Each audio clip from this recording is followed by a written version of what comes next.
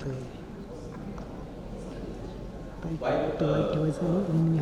are very good source. You can have calculation of we enhance the study partly because of non-availability of sample from the STP from the Hyderabad, but at the same time this also is the case that if many part of the country does not have STP systems, it's good to have open drainage surveillance also put in place. So we extended our collection point to 20 cases very systematically continue surveying the samples and estimating again values and load of pathogen and it match very well with the other things that we are doing. So in this context, what this is to show you that very quickly the scientific ability to optimize sampling, strategize the collection, strategy time, and monitor the pathogen load in various systems based from the environmental sample like this. So this was started with COVID, but COVID now is hopefully over.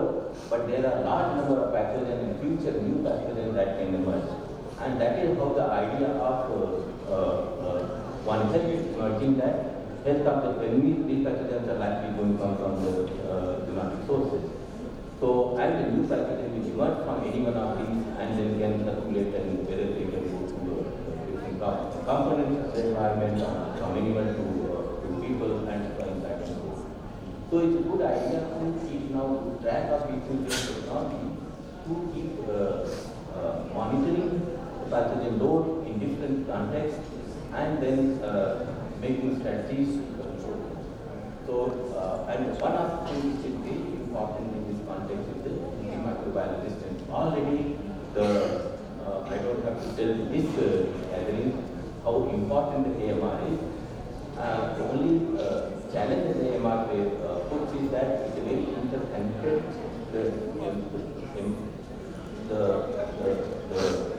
The resistance that is being developed from one source can also lead to another source. For example, if you are using antibiotics for the poultry industry or for cattle, those pathogens can emerge resistant to certain antibiotics. Even if humans are not using that, through lateral transfer it can come into human pathogens and so on. So that means we are so environmentally and other ways connected with one another that we have to do a comprehensive survey of wherever the samples are sediment. So particularly in the case of AMR, for example, it can come from poultry, from cattle, from aquaculture, from hospital sources and so on, and increase the community. So the survey is one good way of keeping track of it. We need to collaborate with the professionals, veterinarians, scientists, new technology and stakeholders, and make it possible to have early detection and proper strategy in place so that we can reduce the threat or damage that is there from the environment. So in this context, we had now almost 3 years that we have been doing this surveillance multi-city cluster funded by Rockefeller Foundation. So we have Hyderabad, Bengaluru, Pune, and Delhi NCR cluster where we put together our expertise and exchange the protocols and the surveillance, and now we are trying to take it beyond the course. So we have lots of other stakeholders. And the idea of this big program is to have environmental surveillance for routine disease monitoring, sampling multiple sites for analysis cities, various zones, and so on, and figure out the epidemiology, microbiology, including AMR and other things. The purpose is once you have science and technology and methodology of how to analyze the data in place, to implement at very large scale or national scale, which is our purpose is, otherwise this is really not much use other than some kind of science. So now the challenge is the speed, large number of people who can do this survey, indigenize the reagents which can then be used for this purpose, and also do hand holding in how to analyze this data, how to disseminate information and outreach so that the information reaches to the stakeholders and policymakers.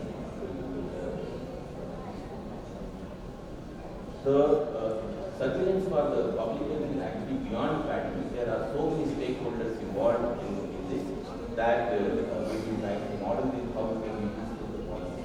So the surveillance is like for city health commissioner or water supply board or scientific research institution, public health center, civil society, testing labs. A large number of stakeholders are there which we have various kinds of dependence of they will use this information and make public health much more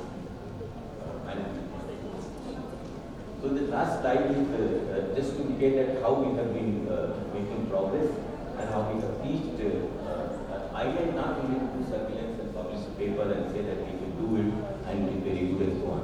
Our daily aim is how to take it to the large scale in the country so that we can make an impact in managing and preventing next pandemic from happening. So APSI, as I told you, is the multi-city program which is funded by Rockefeller and this is now reaching its completion. And other than 4 major centers, we have also established contact and supported several other centers in the country. Bangalore has been actually the front runner in combining all these new approaches of public health into the One Health concept. And you see we have launched the One Health program in the city, and in fact the Karnataka government has already opened one cell and formalized its operations to small scale, but it's a very good beginning and actually it's an example which others can.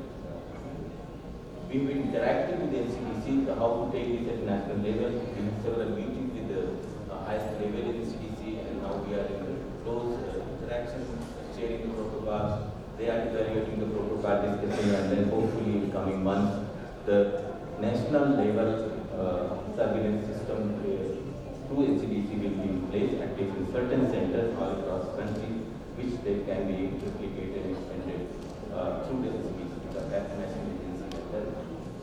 Another municipal corporation of Vijayawada, which is a major city in Andhra Pradesh, has been very much on board. They have already, last week they came, we have been working on environmental surveillance in their STPs for a couple of years.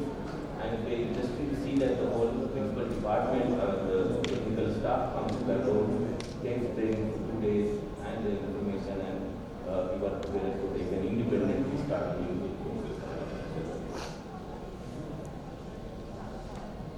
And finally, we have now joined hands with ICMR to start AMR surveillance in 165 BRTs across the country.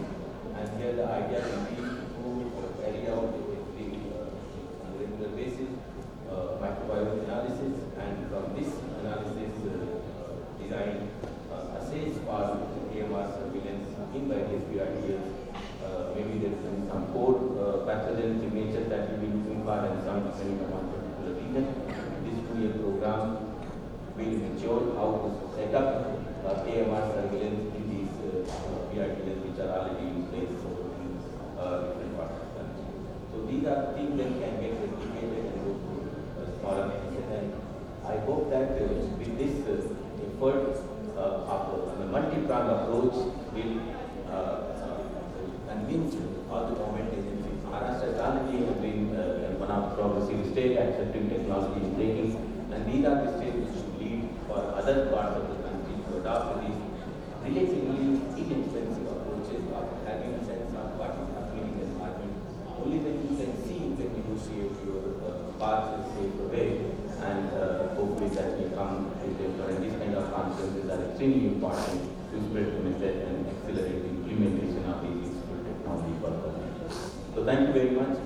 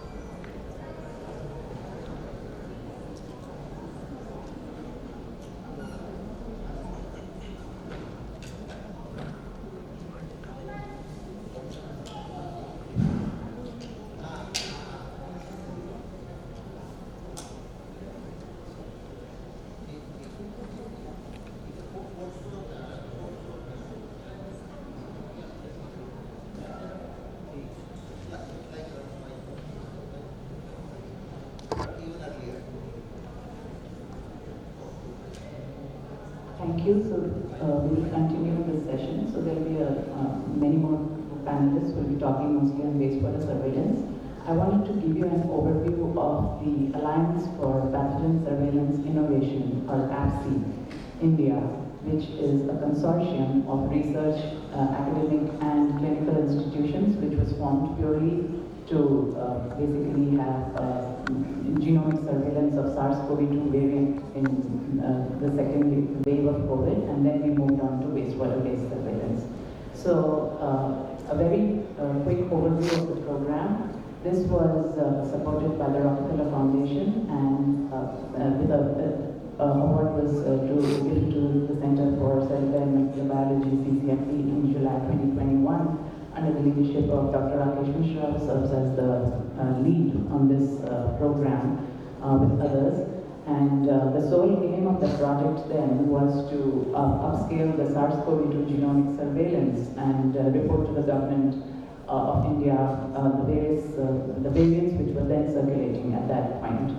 So CCMD formed partnerships with hospitals, laboratories, and academic institutions in Delhi, Pune, and Bengaluru to form the RF, the Rockefeller Foundation-APSI consortium. And basically all 4 cities had a sole purpose of forming an advanced surveillance platform incorporating viral genome sequencing and using enhanced bioinformatics and data analytics. We formed robust pipelines which we shared across the city to, at that point, our aim was to basically report the variants circulating at that time. Many reports during that period showed that the virus is actively secreted in fecal matter of infected individuals. So we also explored the potential of detecting the virus in wastewater, and that's how we diversified to environmental surveillance, which was used to complement clinical surveillance of the virus at that time. This shows the extent of the partnerships that we have developed throughout the country. We formed 4 clusters, and each cluster headed by an institution mentioned, indicated in red, had sub-partners in the region. We also have a presence in the eastern part of India, the Pasteur Institute, Shillong. So overall, working together, we could actually give a snapshot of the entire country's genomic surveillance picture of the virus in both clinical and wastewater samples in that period. And this is just an overview of the number of samples, clinical samples, which were collected and sequenced during a 2-year period. Then we sequenced almost 48,000 clinical samples, which was submitted to the SARS-CoV-2 Genomics Consortium in Singapore, in India, thus promoting national data sharing, and also to GSAID, which is the largest repository of the virus in the world. 75% of these sequences were submitted to GSAID, thus promoting global data sharing during that critical phase of the pandemic. And we again explored wastewater surveillance, which is a very powerful part of environment surveillance, having advantages of having a providing a comprehensive disease burden assessment. So if it basically gives you health status of a community level by providing a low cost or cost-effective, non-invasive technique of collecting samples and finding out what pathogens are present there. It instead of individually testing infected individuals, it really provides you a very good picture of what kind of health status is there in the community. So besides that, then there are asymptomatic or people are not testing. When clinical testing is low, we can detect silent waves of pathogens, including the SARS coronavirus, which we did. And it is indeed a very good identifier of emerging threats, which has been shown in previous diseases way back when polio or cholera, typhoid could be detected in wastewater. So we carried that in the first year, and these are the, again, samples collected in various centers of the consortium, and we basically established about 150 wastewater sites in the country in different in northern, western, southern, and eastern parts of India. And these comprised of both open drains as well as sewage treatment plants or STPs, which really could give us a very good representation of the population present in the different wards that are located in this table. In Bengaluru, you can see there is a very good correlation of these 28 STPs where we continuously collected samples over an elongated period of time, providing a temporal data of what the virus status was in these wards. So this is just a picture which basically shows how wastewater, which is the viral load in wastewater in blue line and the viral load in clinical cases during the same time in the red line, how the tight correlation can be seen. And it really, when there is no testing, then there's a flat line there at the end of the graph when we saw the Omicron wave in wastewater. So this shows the potential of detection of silent waves when clinical testing is minimized. And at the same time, we can also find out through genomic sequences the dominant variants. So when clinical testing is reduced, we saw a peak of GN1 variant, and these are from wastewater samples in Hyderabad. This is Dr. Shivranjani Moharir's data, which she'll be talking a little bit more. But the point of showing the slide was the tight correlation which we saw in wastewater when clinical testing showed similar viral loads in individuals. So in phase 2 of the program, we have moved on. It's now 3.5 years since we've been doing this work. We have explored the potential of detecting other pathogens of public health concern, such as viruses like influenza, dengue viruses, bacterial pathogens which contribute to antimicrobial resistance, which is indeed a global health threat in the world. And my colleagues will be talking a little more about their work in those areas. The idea of this whole program is to, through these 3 to 4 years of research, to convince the public health authorities, and Dr. Mishra mentioned that we've been talking very closely to NCDC, which oversees surveillance programs in India, how we can hand over all these protocols which our researchers have developed to public health authorities so that they can incorporate these technologies into the current existing clinical surveillance program of India, because this will really be, first of all, cost effective, and it will, as mentioned, it can really predict a disease outbreak. We can see the virus or other pathogen way before we actually start seeing clinical cases.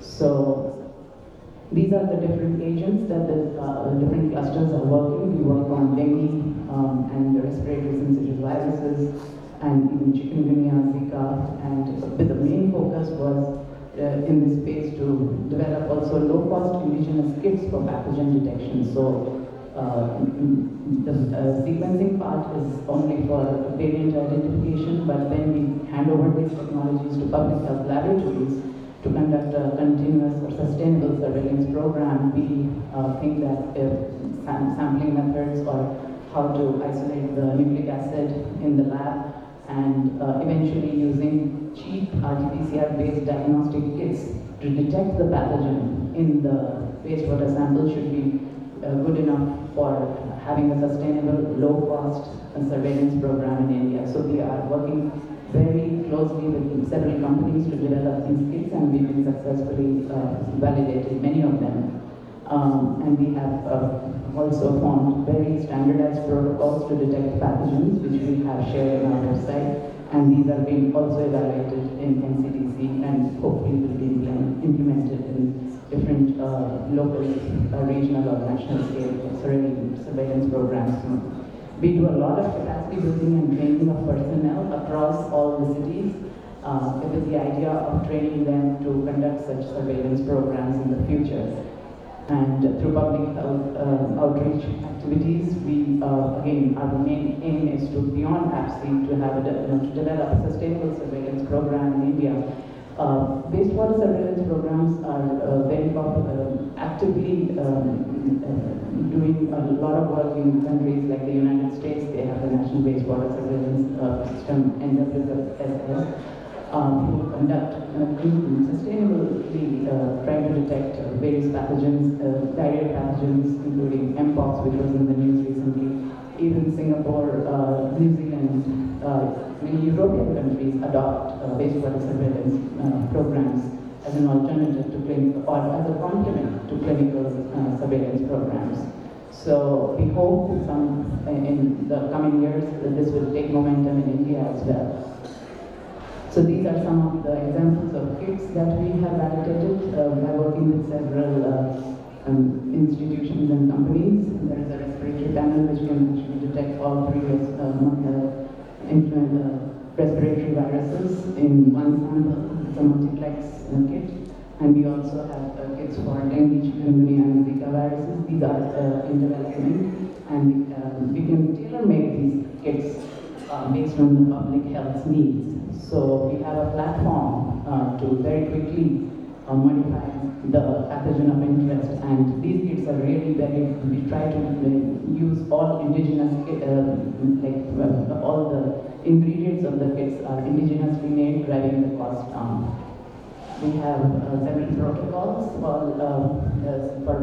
detection of viral pathogens, AMR pathogens in both clinical and wastewater samples, dengue viruses and mosquito larval samples. We had a challenge of trying to detect dengue viruses in wastewater. We were unable to, so we went on to the other form of environmental surveillance, which is the vector-borne surveillance. And we also have a SOP for selection on how to select these wastewater sites, which are important for anybody who's going to start such a surveillance program. All these are published on our website. We have a very active website where we have all our SOPs, and we are continuously updated with an active dashboard for the SARS coronavirus and other pathogens in different cities. And the idea is to basically hand over all these protocols and data and share the data with the public health authorities with the ultimate goal to have a sustainable surveillance, environmental surveillance program in India. So I will stop here, and I would like to call upon my colleague Dr. Farah Ishtiaq to give the next talk. Thank you.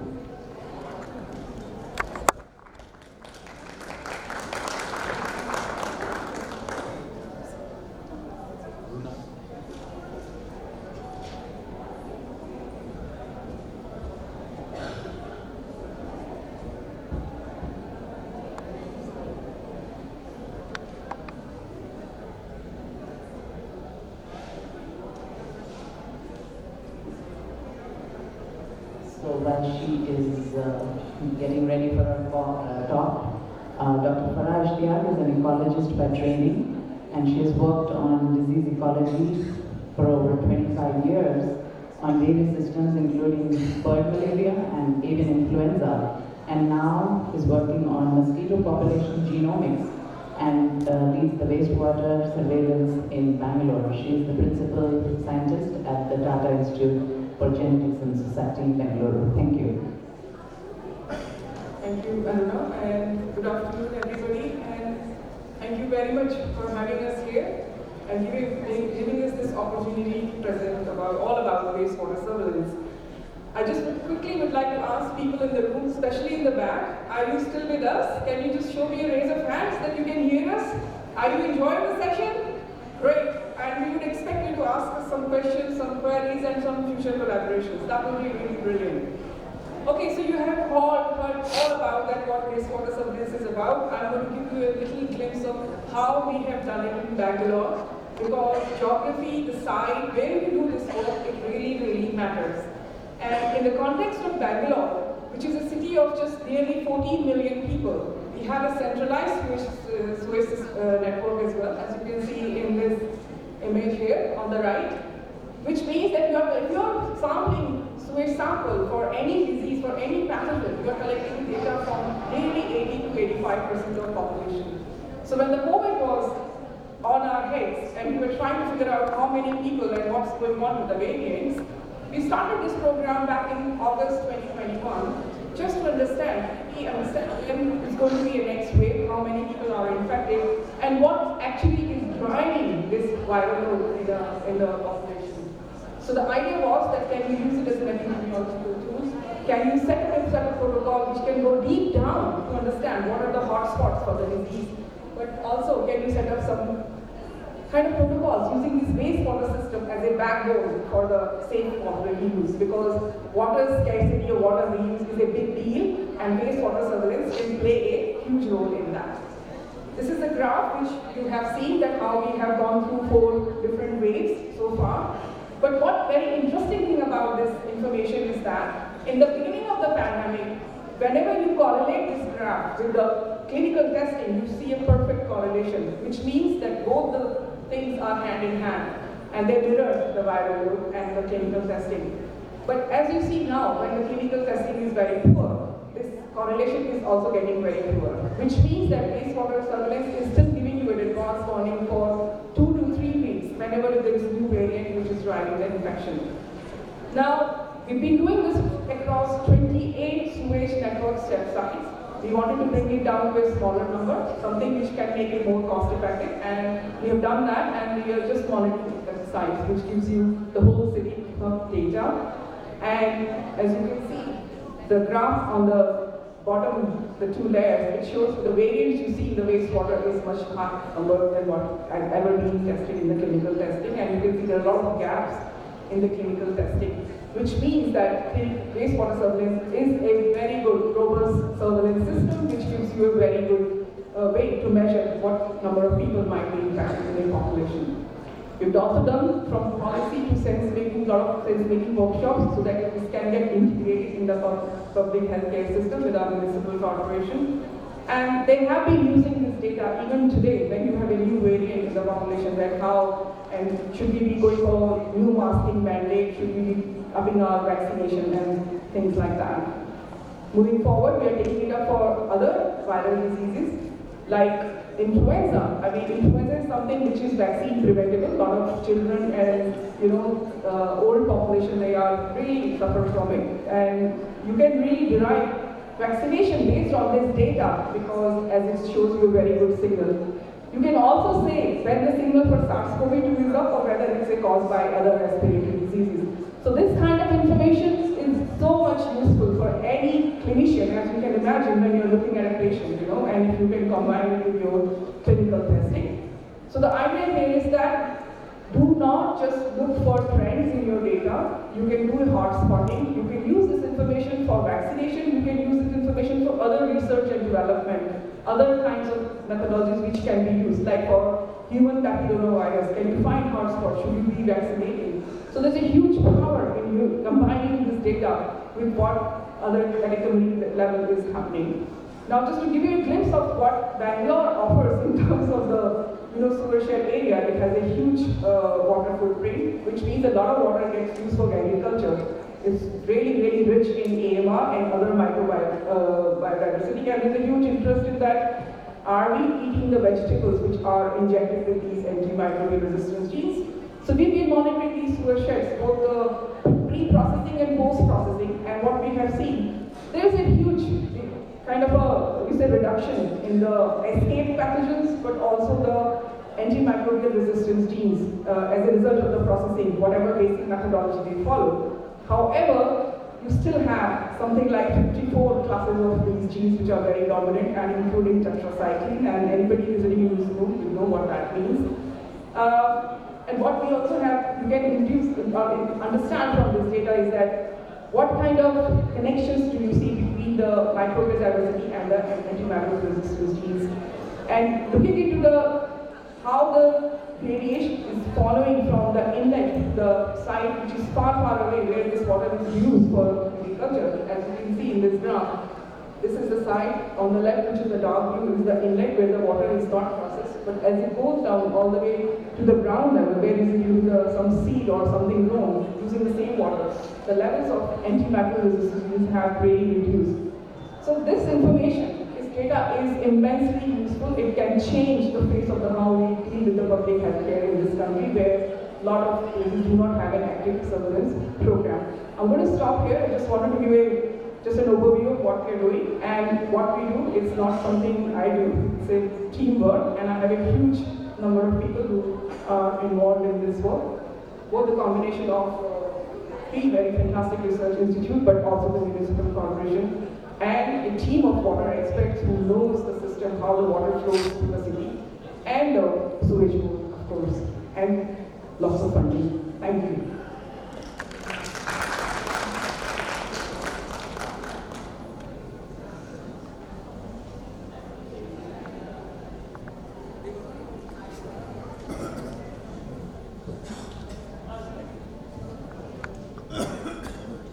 Thank you, Farah. I would now like to call Dr. Shivranjani Moharir, who is the senior scientist at Tata Institute of Genetics and Society, Bengaluru. She has had training in cellular and molecular biology, and her major areas of research include environmental surveillance and rare pathogens and rare genetic disorders. She is the recipient of the DVT Wellcome Trust India Alliance Early Career Fellowship, and she's going to talk a little bit about environmental surveillance for pathogens and AMR in Hyderabad. Thank you. Yeah. Good evening. I hope I am audible. I am loudly audible. So what I am going to talk about is environmental surveillance and how it can be utilized to understand the pathogen profile in the community. Thanks Rakesh, Aruna and Farah for setting up the tone. I will just start with a question. Suppose I have a disease, an infectious disease, and I choose not to go to a clinic to get tested. How would my case be reported? Is there any way? So yes, environmental surveillance can give you the answer to this question even if I don't go to a hospital to get tested. So it was routinely done, and it has been traditionally done for poliovirus, and NCDC has still been doing it, but it came into limelight during COVID time when this particular Chinese group for the first time showed that SARS-CoV can be detected in various clinical specimens, which also included stool or fecal samples. And then immediately after that, this Australian group for the first time detected SARS-CoV in untreated wastewater in sewage treatment plants, and this study basically acted as a platform for development of wastewater surveillance for COVID. And India also quickly adapted it, and now it is well accepted that both symptomatic as well as asymptomatic COVID-infected individuals shed the virus or viral fragment into the wastewater, and if we are able to procure the sample, extract nucleic acids, perform RT-PCR, we can actually estimate SARS-CoV RNA load in wastewater. And based on that, after doing some mathematical calculation, we can actually understand the prevalence in population. And if we are able to sequence the sample, we can potentially track the variants that are mongering in the community. So these are some of the studies that have been done by the Hyderabad team, which I am not going to detail. Rakesh has very nicely mentioned about them. Just to tell that early during COVID-19, during 2020 itself, the group, the Hyderabad team had shown that around 2 to 7% of the population of the city was already infected with COVID-19 in the window of just 2 months. And this data correlated very well with the serosurveillance study, which was again conducted through CSR. And these are some of the outcomes. Later on, we expanded this work and took it up for many cities in India. And now through Rockefeller Foundation, through the 4 clusters, we are doing it for around 3 years. So now this is how the Hyderabad plot looks like. Each of the colored line depicts each location. So there are 20 locations that we are monitoring. You can clearly see that there are 4 distinct peaks during our sampling window, and the plot shown by Aruna. If we see, the first 2 peaks correlated very well with the clinical caseload. After that, the second 2 peaks did not. What could be the reason? The reason is one, the people, most of them could be asymptomatic in the 3rd and 4th peak, and that's why they didn't go to the clinic. So this re-emphasizes the point that I mentioned on the first slide, that even if people don't choose to go to clinics, their cases can be reported through wastewater surveillance. Now we have also sequenced the samples, and we could see, you can see the upper plot is clinical sample sequence, and the lower number is for wastewater samples. And you can see there are multiple variants or multiple colors in the lower plot, indicating that only a few variants have the potency to show symptoms in humans, and that's how we detect them in clinical samples. But in wastewater samples, we detect multiple variants. And we could also see traces of JN1 variant last year. So with this, I will shift the focus a little bit to another city, which is Vijayawada, which is in Andhra Pradesh. So we applied the similar concept and similar study to this city, which has 7 sewage treatment plants.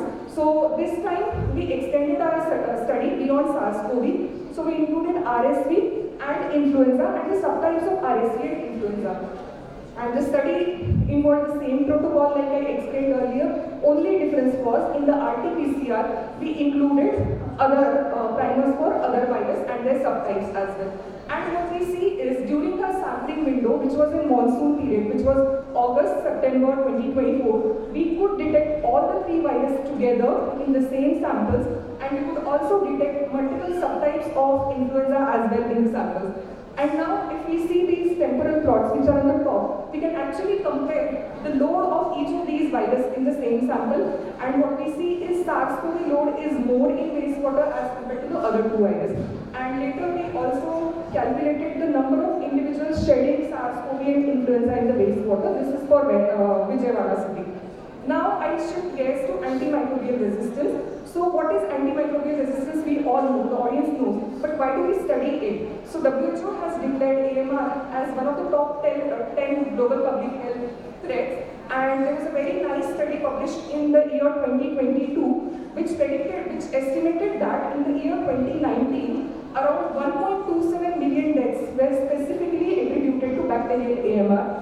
And of that, around 70 to 80% was caused just by the 6 leading pathogens that are shown in red, which are known as escape pathogens.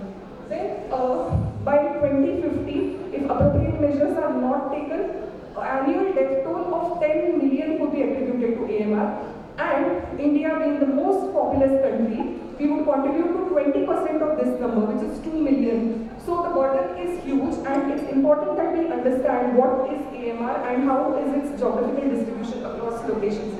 Now let's have a look at, because I'm going to introduce the concept of metagenomics. So earlier when I said when we do clinical testing, we collect separate samples from separate individuals, test them, and based on the result we tell whether an individual is positive or negative.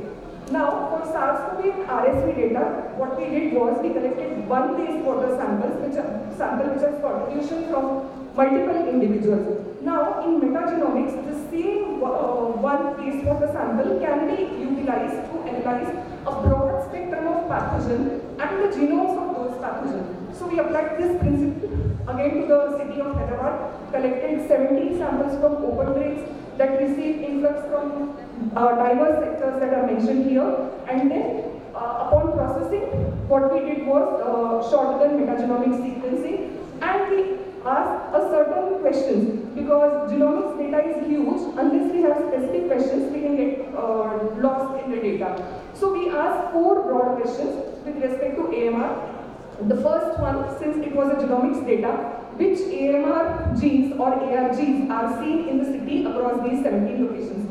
What we see is the blue colored one is the 23S RNA mutation conferring resistance to macrolide antibiotics is the most prevalent one. And we all know azithromycin, which is very routinely popped up, belongs to macrolide group of antibiotics.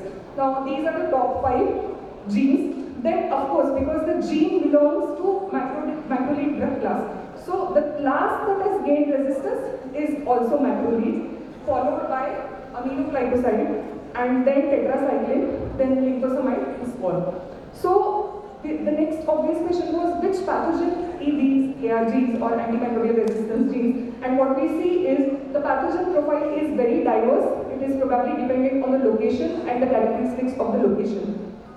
The fourth obvious question was, what is the resistance mechanism that is adopted by these pathogens? Because if we get an idea about the mechanism, this could be a point to start for development of newer drugs, so that we know what is the mechanism that we have to look for and what not to look for. So what appears is antibiotic target alteration is the major resistance mechanism that is adopted by these pathogens. So this was with respect to the city of Hyderabad. How does the data stand with respect to the global data? This is a very nice study published by Global Sewage Surveillance Group, which shows that macrolides have developed resistance across the globe. So this study includes 70 countries, and this consortium has basically shown how consortium efforts can be utilized to do surveillance work. So based on this study, the European Commission has proposed to incorporate wastewater surveillance for AMR in the routine surveillance for STP, and also CDC has been doing wastewater surveillance for AMR. So now WHO and India has a critical pathogen list which is listed here, and in our data what we see is multiple pathogens have gained resistance to multiple drug classes, and E. coli alone has resistance to 38 drug classes followed by Pseudomonas aeruginosa.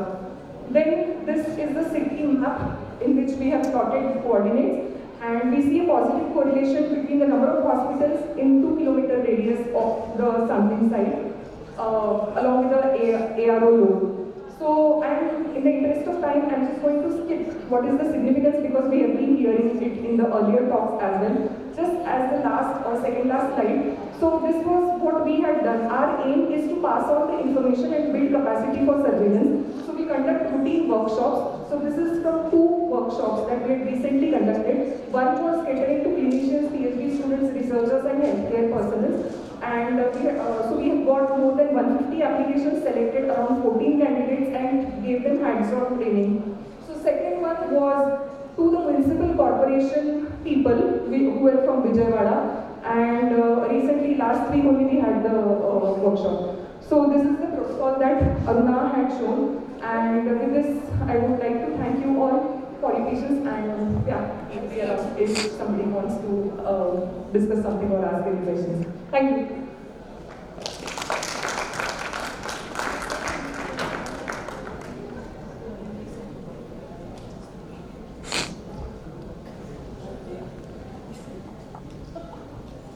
Thank you, Shivranjani.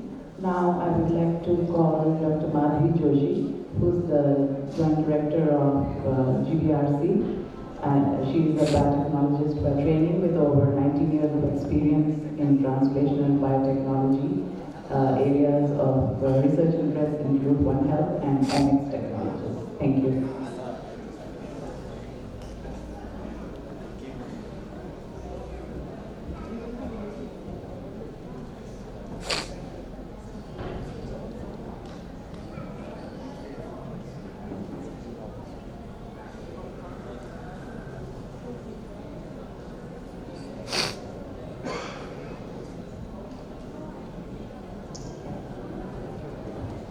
Thank you very much.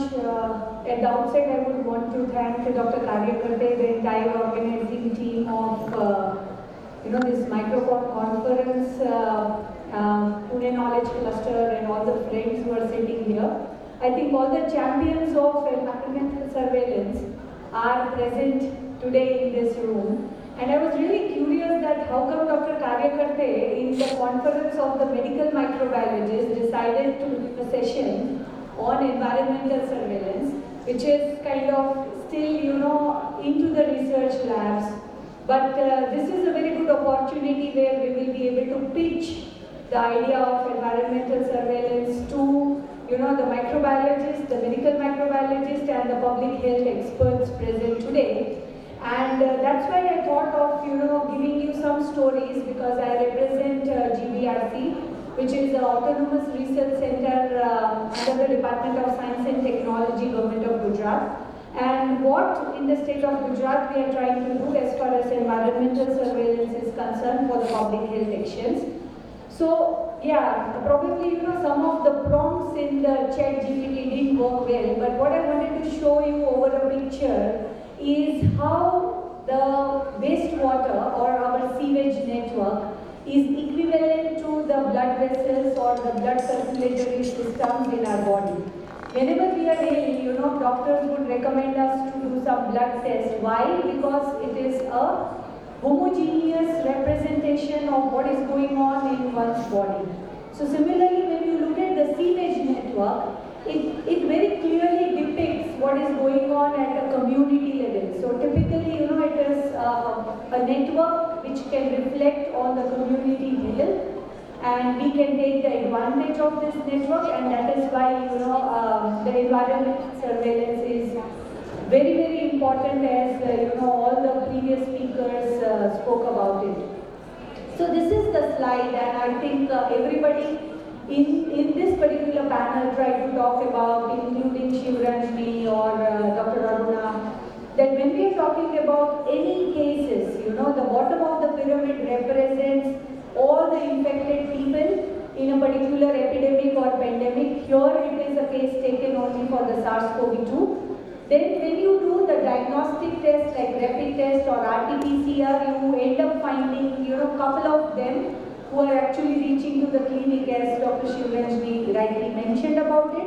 And then they result into, hospitalization, ICU, death. So if you look at this entire pyramid, the second important pillar, which is, all the infected people who could not even get up to the clinic facilities, they remain asymptomatic, they remain carrier, and they play a very, very important role in the disease spread and the public health actions.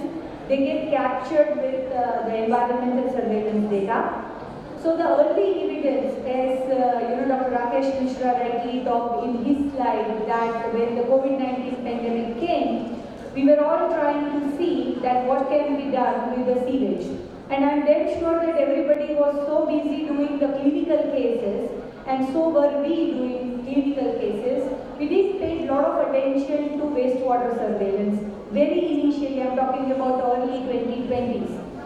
And that is where, we did some of the samples and tried to correlate it with. And we could see that clearly there is a 2 weeks of early warning that we are able to get. And the reasons are also now very pretty clear that the ACE2 receptors are heavily present in the intestine. So an infected patient or individual sheds a lot of viruses even before showing a lot of symptoms which are clinically relevant. So this was the early evidence what we talked about. And the message that it gives to this audience here is that we get a lot of time for the public health action, So preparedness. I remember Dr. Mande saying in his talk that initially when we went into lockdown, we didn't have enough preparation. And this is where environmental surveillance plays a very, very critical role in giving you, the idea that how it can give you the lead time.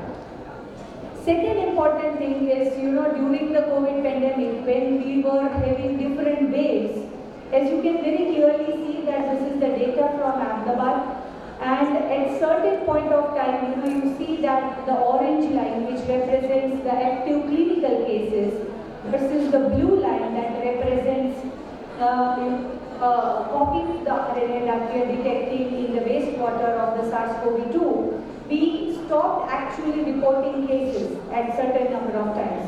And despite that, you see that several waves in the community were going on, which we were able to identify with the wastewater surveillance.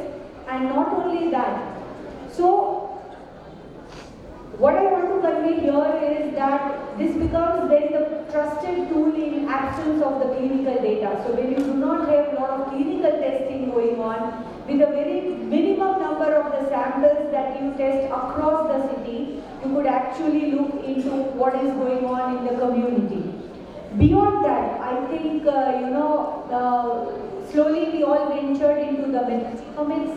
And in the metagenomics, this is a very powerful slide that I wanted to show you. The Delta wave, which was very lethal specifically for India. The wave started in the early March onwards, and then it took a peak in the April and then came down by the end of or the early May, you could say. So this is, the metagenomic sequences obtained on 8th of February from one of the treatment plant in Ahmedabad, that is Benzol. And what I want to show you over here is a green box which talks about the specific mutation in the S gene, that is a 6-nucleotide deletion, which was a very typical sign of the Delta variant. And you can see that as early as the first week of February, the frequency of this variant in the population was already 57%. So the another important message that I want to give you is that it can tell you a lot about emerging variants. It can also tell you a lot about what are the variants that are gaining edge in the clinical infection. So if you continue to do surveillance. So I think everybody talked about COVID and AMR stories over here. But what is beyond SARS-CoV-2? So as a state of Gujarat, we then tried to look at the 25 different locations from the 4 major cities of Gujarat, that is Ahmedabad, Gandhinagar, Vadodara and Rajkot. And then we tried to map the complete profile of the sewage. So we tried doing, the total bacteria, total viruses, total fungus, and the emerging pollutants. So here I'll be just presenting, the data of the virome panel. So here, this panel can detect close to 3,000 plus human and other pathogenic viruses. And we also have a control panel to check. So this project was funded by our state agency, that is Gujarat State Biotechnology Mission. And now we have a data for over a year on this particular panel. So in GBRC, we have analyzed close to 1,000 samples by now, including, recently we also started with the international and domestic airport. And as you can see that consistently close to 164 DNA viruses and 124 RNA viruses we are able to detect only by surveying our wastewater treatment. And if you go beyond, the genus species, there are many more number of the strains which are very, very critical when we talk about viruses, we are able to detect. So the rainbow picture that you are able to see here probably but not understand anything out of it is the diversity of the viruses that we are able to capture using the virome panel and across time point. So what is important here, So many of the common viruses which cause a lot of diseases like influenza, it's not going to go away, rotavirus or the diarrheal diseases, adenoviruses which are creating, a fever in infants as well as adults. You could also understand the seasonal trends, that how it is moving. So here, for example, some of the families which show significant difference across the season. This gives you a very beautiful picture to understand how, the dynamics of these viruses, the wastewater are changing. And if you correlate it with the clinical data, then you are able to give a very good important information for the public health actions. Some of the critical viruses I have just tried to highlight over here in this graph, for example, hepatitis A, human papillomavirus 3, influenza A, noroviruses, rotavirus A. So you can see that in the different cities how as the time is going on, the seasons are going on, you are able to see the differences. Now whenever we are talking about new tools actually, there are a lot of debates how the tool is there, is it reliable, does it give a real picture, how do you normalize your data because it is, you're only doing few samples and talking about the entire community. So for the interest of the audience, I would just like to show here, because for the SARS-CoV-2, everyone is doing RT-PCR and digital PCR, which is a weekly data, versus, what we could obtain in our virome capture panel. And the left side, what you see is the RT-PCR data, which captured the different waves. And similarly, on the right side that you see is the capture that we obtained of the SARS-CoV-2 in our panel, which completely matched, So this is one another example that when you are talking about environmental surveillance for the public health actions, environmental surveillance is dependable, it is deployable, and it is very much doable, and it should go beyond research labs to the hospitals. And it should be regularly used for doing whatever, the health surveillance or maybe, epidemics or pandemic preparedness. Thank you so much.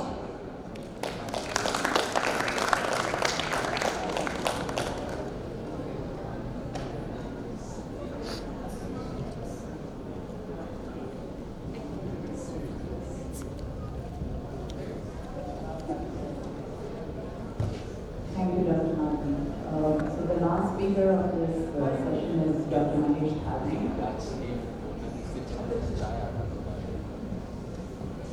He's the senior principal scientist at CSIR National Chemical Laboratory. and he will be talking more about surveillance of pathogens in the state of Maharashtra, specifically the city of Pune.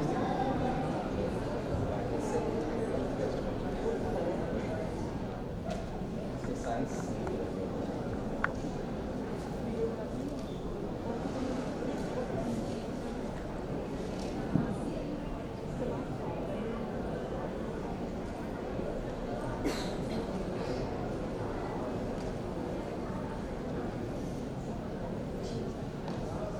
Good evening to everybody. Hope I am audible to the end. It is very difficult to be when there is a few speakers speaking the same thing. But don't worry, I will keep you engaged for next 5 or 6 minutes. So everyone is talking about how this can become a policy. So that policy term, I used a very different term. Paving way for Viksit Bharat by 2047. That means how this policy target can be done and achieved. 2047 is still long way to go. As government gives some time, but they are very fast and since deadlines are reduced. Okay. So with this, I am happy to represent our APSI India consortium, and I will be presenting some insights from Pune city.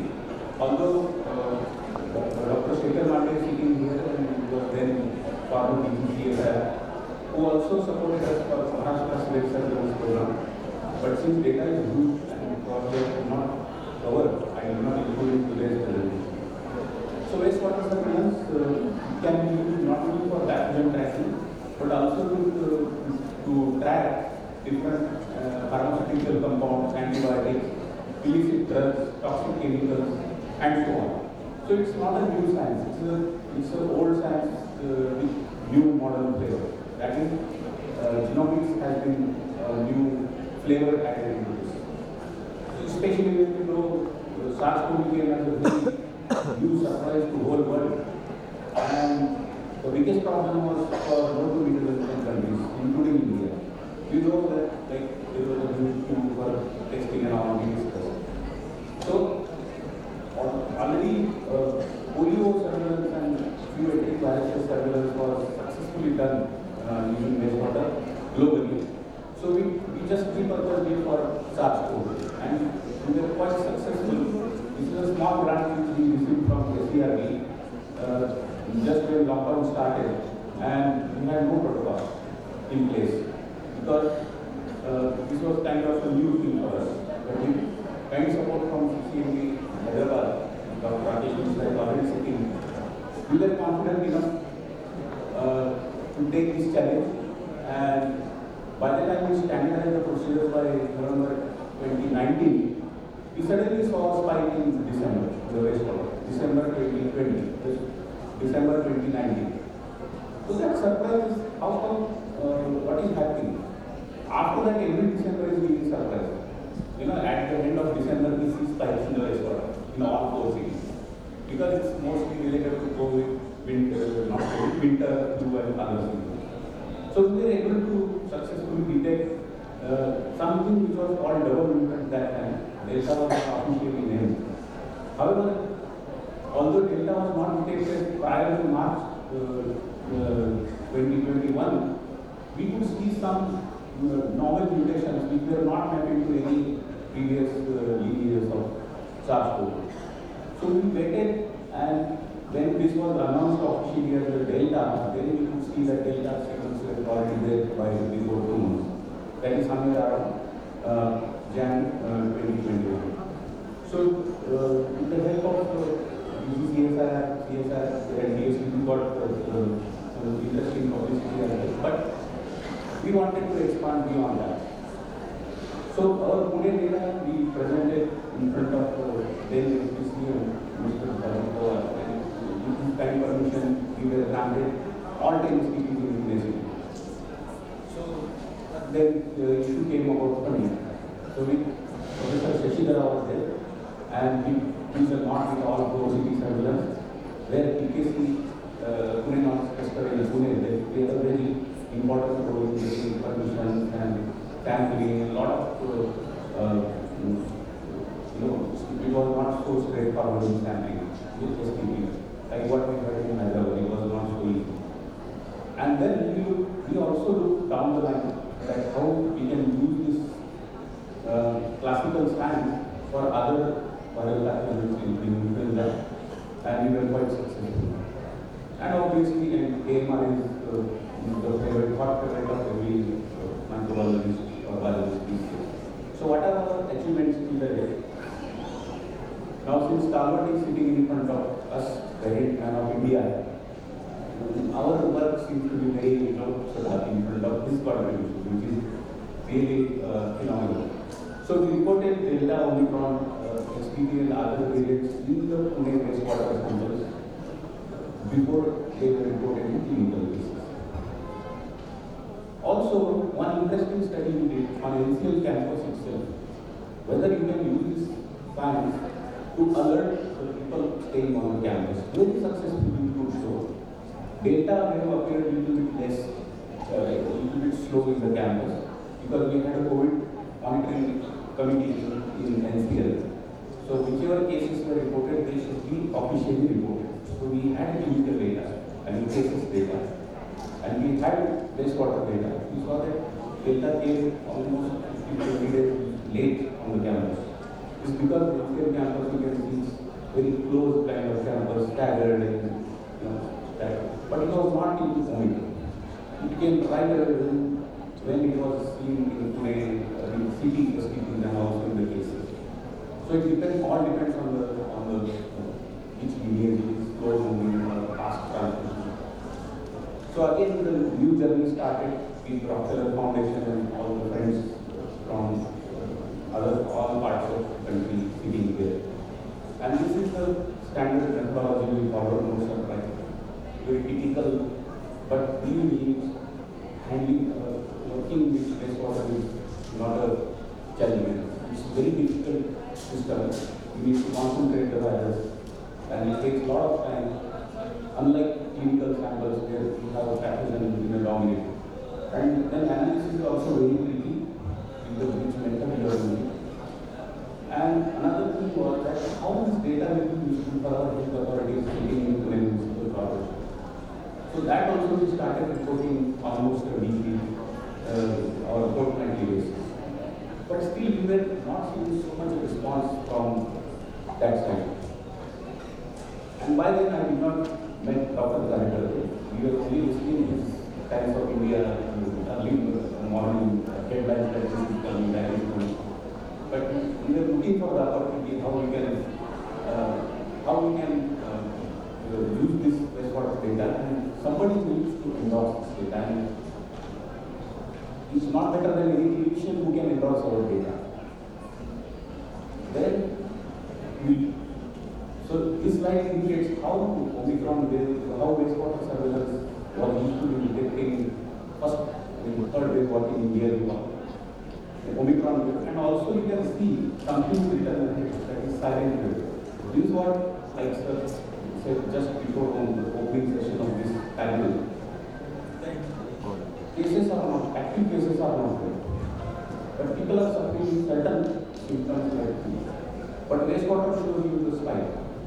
So what it means, is it a vaccine effect or pre-infection and other that means wastewater was a very good indicator of presence of pathogen. Going forward, we also sequence these samples and found out which are the diseases, and you can see here the overall trend of all the SARS-CoV diseases. And you can see that during silent wave also clinical cases were the flat, the blue color, the wastewater data was much higher. So this table indicates that how the variants were detected in wastewater, how much early. The last column will show you that BA2.75, 32 days before it was reported in Pune city. I am talking about Pune city data. And you can see almost 10 variants how they were reported ahead of time. Then comes the real story. So we got the variant plan. We showed this data in G20 meeting with Dr. Moharir, so they invested. And then he was quite fascinated that why not we try on the hospital wastewater? I'll give you some wastewater and we'll just try. So in July 23, Jail was not known to anybody in the world. It was only assigned in November or October, beginning of November.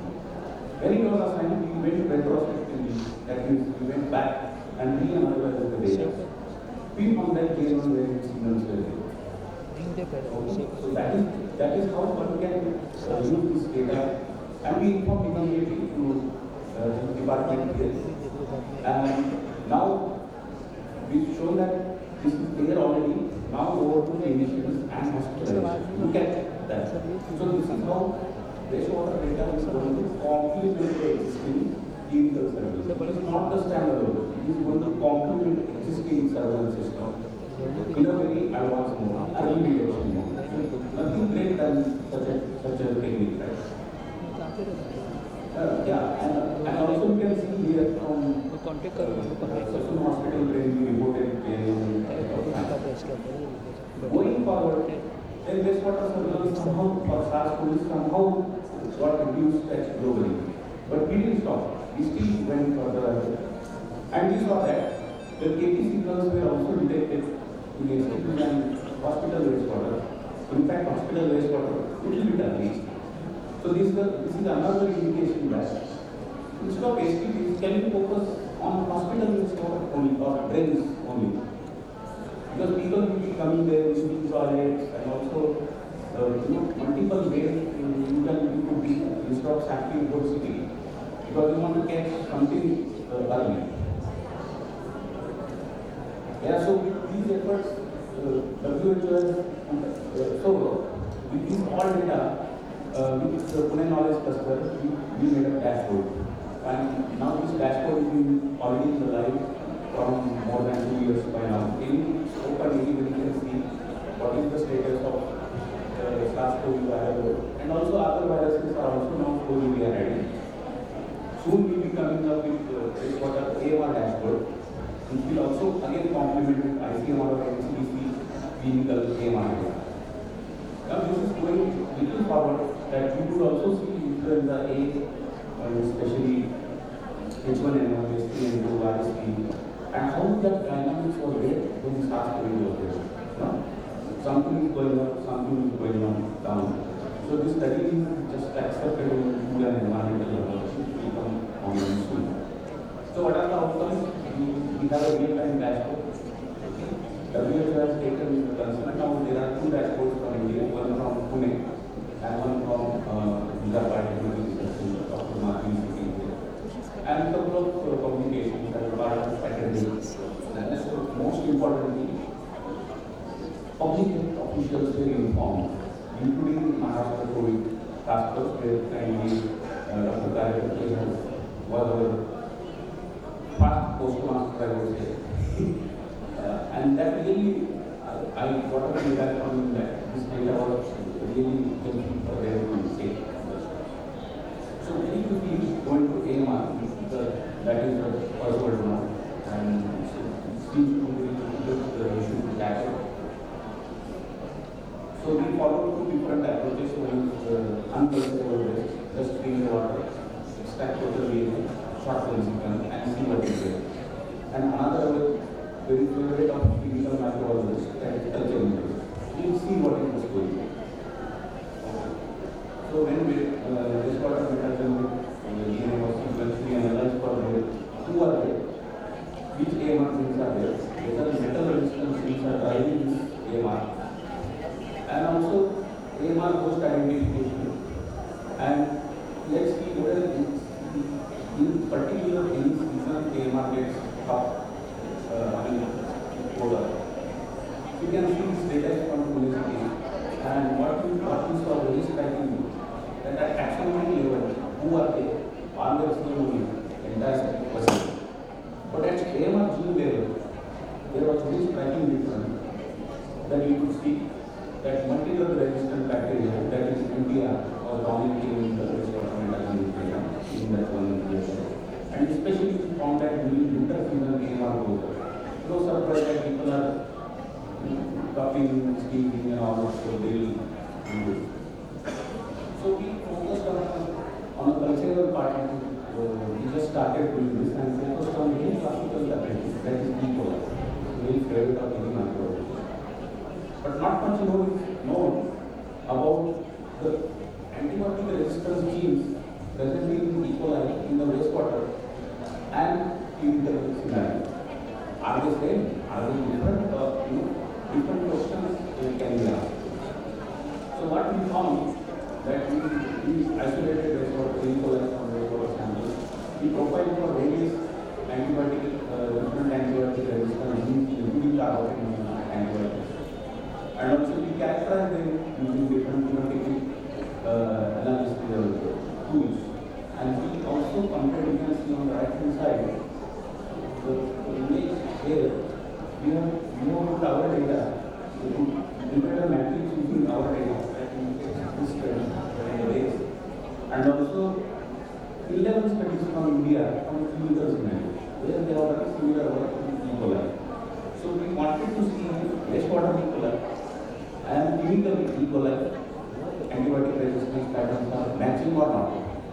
You can see the slide is filled with purple. Means what? There is a strong correlation between wastewater E. coli and clinical E. coli. That means whatever you see in wastewater, that is really seen as a mirror in a clinical system. Then we sequenced selective 30 isolates of E. coli and saw globally whether there is any sequence like diversity, and yes, there were differences. So this work is still going on, and soon we will come in the publication. So what is take home message? This is my last slide for today. This is and how it will be useful for our policy makers sitting in the government side. How it will be useful to take opportunity to visit by 2047. As I mentioned, this is the old science wastewater surveillance, which serves as a good indicator of early detection of SARS-CoV prior to clinical cases. It alerts public health authorities to be prepared for deployment of testing or any vaccine intervention or treatment in order to control the spread. It is certainly helpful in low to middle countries for rapid monitoring of pathogens in a very fast because genome sequencing cost has a huge cost. One can study multiple things from very small sample, small amount of sample, that is the AMR can detect antibiotics, toxins, contaminants, pesticides, illicit drugs and so on. It's a really valuable. Now how government can use this as a policy? Some suggestions from our consultant, which probably Dr. Tata can pass on, and how we see how this can come into a reality. Like as we know that just like any real guidelines, there are any DH guidelines for a hospital. And why not keep using it? Because as a clinician, one should know what is my hospital is bringing in the water, whether it is contributing to AMR or not. China is already adapting the industry for policy. Why not India? When we say we are competing with them, we should have that check also in the hospital. But many hospitals they still have a stigma. Government hospitals do not have, big hospitals have a stigma. Then if I show this in my hospital, we will shut down. It's not like that. So that stigma has to be somehow eliminated. Also, ultimately, this monitoring can be enabled to Swachh Bharat Abhiyan, which is one of the successful flagship program of government of India. Now we are heading to different sites like airport and transport hubs for targeted public like what we heard about monkeypox, and suddenly then we say, oh, start surveillance. So that's where it was recognized that airport wastewater surveillance could be one way to track such pathogens. And with this, I am on the last slide. Thank you to all the consulting partners, especially the medical bodies and Pune Municipal Corporation, and support sampling and other things. Thank you very much.